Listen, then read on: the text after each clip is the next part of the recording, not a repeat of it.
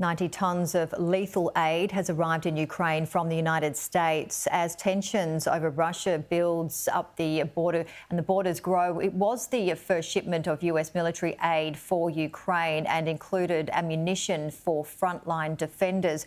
President Biden approved the nearly $300 million Australian dollar support package in December. The US Embassy in Kiev says the shipment demonstrated the firm commitment to Ukraine's sovereign right to self-defence. And joining me live is the former advisor to the US State Department, James Carden. Thank you so much for joining us, James. Thank you very much. Happy to be here. James, how concerned are you about what's occurring across the Russian-Ukraine border?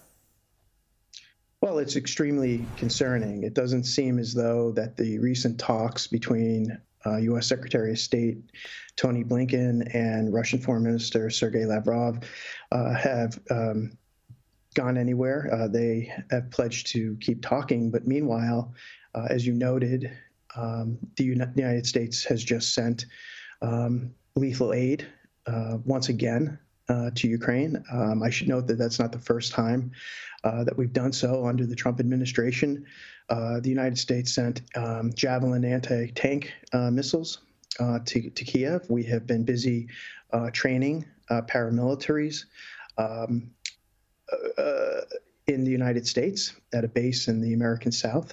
And we have a Army base in the western part of the country. So we're very much involved in this fight. And it seems now would be the time to find a way to negotiate out of this conflict. But it doesn't seem like we have a top diplomat in this country that cares too much for diplomacy. So what do you think Putin's true motivations are surrounding it? I mean, is it a strategic situation? Is it part of Mother Russia to get the old sphere of influence back? No, I don't think so. I think it has to do with our pledges to expand the alliance right up to Russia's western borders. So that happened in 2008 at a NATO summit in Bucharest, where it was declared that Georgia and Ukraine shall become members of the alliance. You'll recall that that happened in February of 2008, and by August of that same year, the Russians rolled into Georgia, basically ending any thought that that is going to happen. So that promising to bring those two former Soviet republics into the alliance is extremely provocative from the Russian standpoint. And I think that we should take their security concerns seriously because speaking as an American, I know that no U.S. president would allow the Russians or the Chinese to build up military bases in Canada or in Mexico. And indeed, in 1962, we almost went to nuclear war over the Soviet Union sending missiles into Cuba. So we've always claimed a sphere of influence for ourselves, as codified under the Monroe Doctrine. And the Russians have every right to a sphere of influence in their own neighborhood, and they are intent on fighting for it. And we should take their concerns very seriously.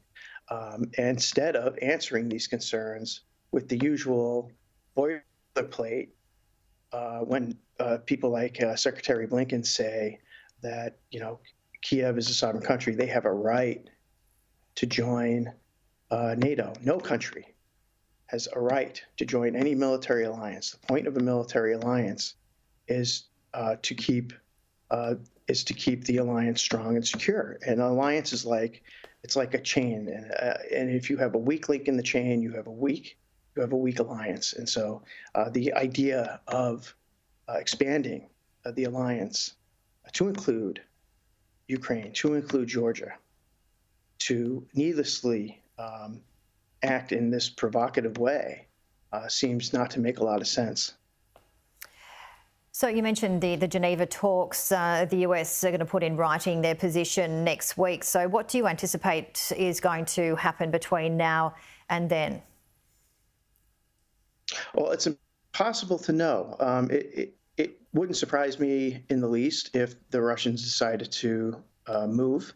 On the other hand, um, if the talks are to be productive, what they need to focus on are Russia's security concerns and the concerns of the Ukrainian state. So there has to be some sort of deal. And there are two things that they need to focus on. First would be encouraging Ukraine to adhere to the Minsk Accords that were agreed upon by Germany, France, the UK, Ukraine, and Russia back in 2015. Ukraine has not fulfilled their end of the bargain in the Minsk Accords. They need to provide some autonomy to the Russian-speaking breakaway regions before they are allowed to recapture the sovereignty over their own borders. The other thing is that the idea of Ukrainian neutrality has to be broached because that is really the only solution. And we did this in the Cold War. Austria sat between East and West, and in 1955, the Austrian State Treaty allowed for Austria to be a neutral country. It was not going to join NATO. It was not going to join the Warsaw Pact. And we need to kind of resurrect that idea and apply it to Ukraine before the bloodshed starts again. And finally, do you think this saga could be peacefully resolved? Yeah, I think it's entirely possible if we seriously address Russia's security concerns and disavow any intention of bringing Ukraine into NATO. That's the surest way towards a peaceful resolution of this crisis. Really appreciate your time and expertise, and let's hope it is a peaceful situation. But thank you so much, James Carden. We'll talk to you again soon. Thanks for having me.